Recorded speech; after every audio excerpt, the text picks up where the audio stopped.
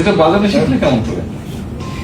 আমি অনেক জায়গায় এটা বাজিয়েছি। তাই, কিন্তু কেমন করে শিখলে? টিচার আছে। টিচার আছে, টিচার শিখলে। আচ্ছা, ভেরি গুড, ভেরি গুড।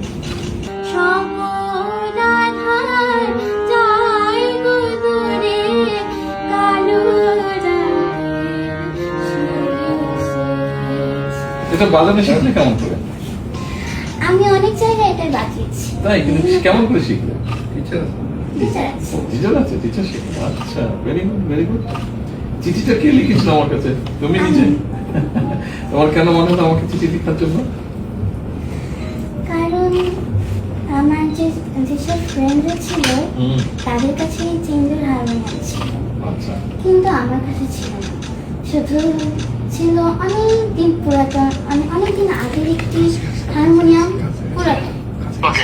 সেই হারমোনিয়ামটা ছিল, সেইটা বাজিয়েই শিখেছি। নিজে নিজে শিখেছো? না, টিচার টিচার ছিল। ছিল। আর নিজে নিজেও খুব শেখার আগ্রহ ছিল। মা আমাকে প্র্যাকটিস করাতো, মানে মা বাবার কাছে আমার গান শেখার হাত ধরে। এটা কি ভালো? হ্যাঁ, এই হারমোনিয়ামটা ভালো? হ্যাঁ। আচ্ছা, আমার তো ধারণা নেই হারমোনিয়াম সম্পর্কে, আমি তো বাজাতে পারি না। তবে আমার কাছে যতটুকু মনে হয়েছে বা বিনোদনের সাথে কথা বলে আঙ্কেলরা হেল্প করেছে, মনে হয়েছে এটা বোধহয় ভালো। তুমি এটা দিয়ে প্র্যাকটিস করো, তারপরে এরপরে যদি আরো ভালো কিছু থাকে তখন আরো ভালো প্র্যাকটিস করতে হবে, তারপরে ওটা ইনশাআল্লাহ হবে।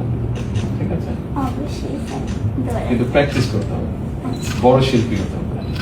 ঠিক আছে, দোয়া করবেন যাতে নিশ্চয়ই।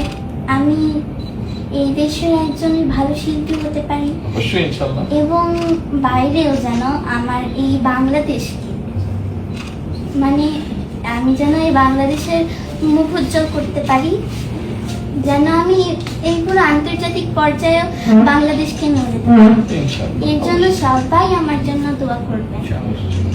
Very good, very good. আমাদের আবার অনেক ছোট ছোট গোষ্ঠী আছে, তারাও হারিয়েছে। তো ওদের ব্যাপারে আমরা একটা পদক্ষেপ নিয়েছি, শুরু করবো। আপনাদের ওইদিকে আছে কিছু? হ্যাঁ, আছে।